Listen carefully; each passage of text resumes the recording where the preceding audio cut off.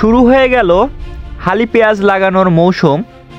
সাধারণত জানুয়ারি মাসের শুরুর দিকে হালি পেঁয়াজ লাগানোর মৌসুম শুরু হয়ে যায়।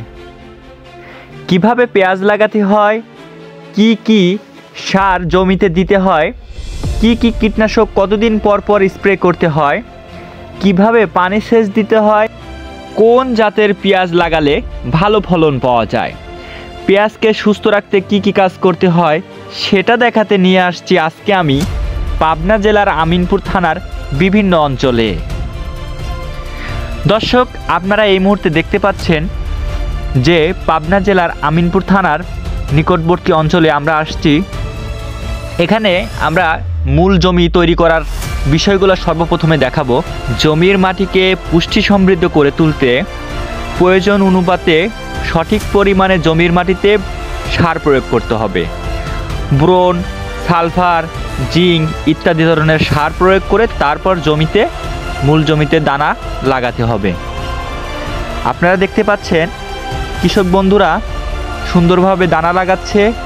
আর এই দানার নাম হচ্ছে, এই চারাটা হচ্ছে আপনার সুপার কিং। এটা প্রতি বিঘায় 85 থেকে 90 মন বা 80-90 মন ভালো ফলন পাওয়া যায়। এটা অত্যন্ত ভালো মানের একটা বীজ। পাবনা জেলার এই মাটির জন্য খুবই গুরুত্বপূর্ণ, খুব ভালো মানের একটা দানা।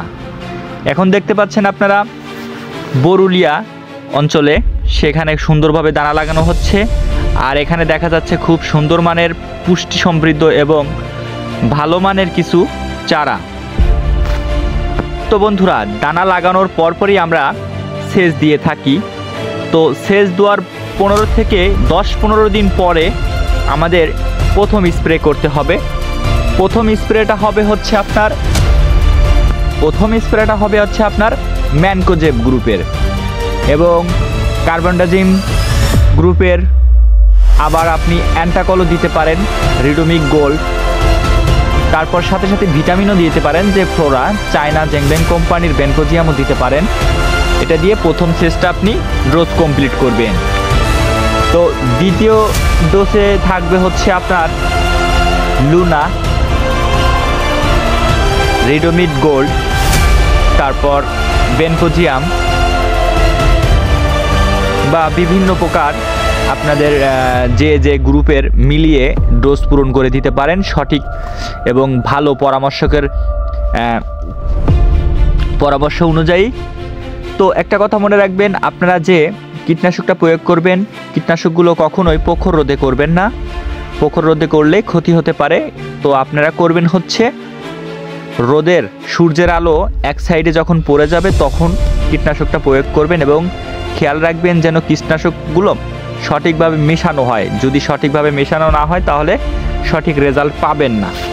আসলে চারার ধরন এবং রোগের উপরে ভিত্তি করে আমাদের বিভিন্ন গ্রুপ মিলিয়ে আমরা সঠিক চিকিৎসাটা দিয়ে থাকি। তো আপনারা যে গ্রুপের যে কীটনাশকগুলো দিয়ে ভালো উপকার পান সেইগুলো ইউজ করবেন। আর সাথে আমি বলতে চাচ্ছি, ভিটামিন অনুযায়ী ভিটামিন দিতে পারেন আপনারা লাস্টের দিকে 40-45 দিন বয়সের যে পেঁয়াজটা, সুস্থ সবল পেঁয়াজে আপনারা পিজিআর ইউজ করবেন, ভিটামিন ইউজ করবেন।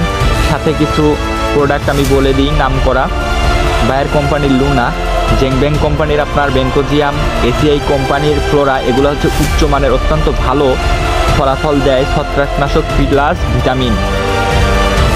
তো এদের মূল কাজ হচ্ছে পেঁয়াজকে সুস্থ রাখা, রোগান্তর মুক্ত রাখা, মোটা তাজা করা এবং আপনার ওজনে বৃদ্ধি করা।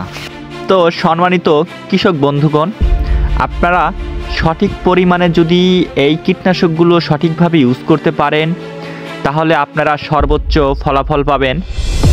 আর আমার ভিডিওটা যদি ভালো লাগে থাকে অবশ্যই লাইক, কমেন্ট, শেয়ার আর সাবস্ক্রাইব করে রাখবেন আমার চ্যানেলটিকে। ধন্যবাদ।